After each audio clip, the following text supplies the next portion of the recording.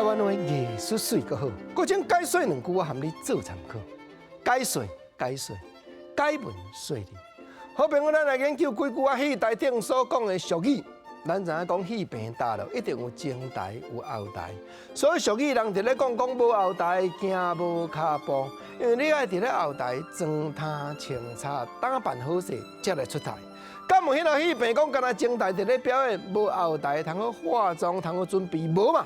所以万项工课，无后台行无脚步，有后台就做有头路，一定爱准备。人讲做了够，毋是心不够。总破西手艺更较好，做了无够，菜色全无够，包含讲遮的肉品全无够，你要安怎料理，要安怎煮，所以有准备才做有头路。这做戏人咧讲的。啊，古早俗语现代应用，也佫有另外一句，咱知影讲无共的叫嚣，无共款的打扮，你若白面的做错，红面的关公，黑面的张飞，所以谈戏台顶一定有分中甲间。做戏人咧讲无间不成调，有影哩，因为咱已经知影历史的结局啊。三国安怎样收煞？咱看册做戏已经知影明拄明啊，所以看到做错，你心内就知影伊奸呢。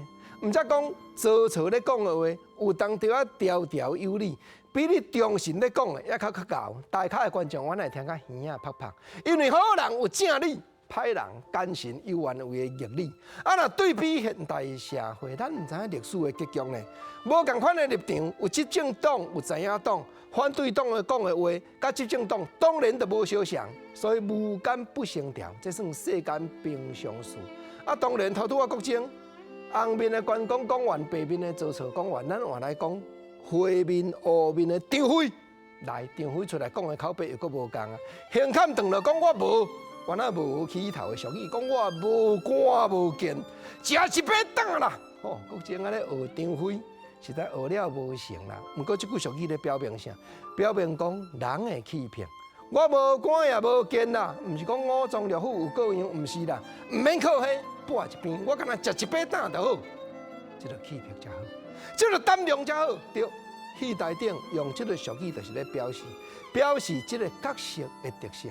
啊，国情用心计较，我有影甲朋友讨一个人情咧，认真咧准备节目，要将所有资料看好嚼，才敢谈遮和你互相探讨台湾话艺术水阁好咧。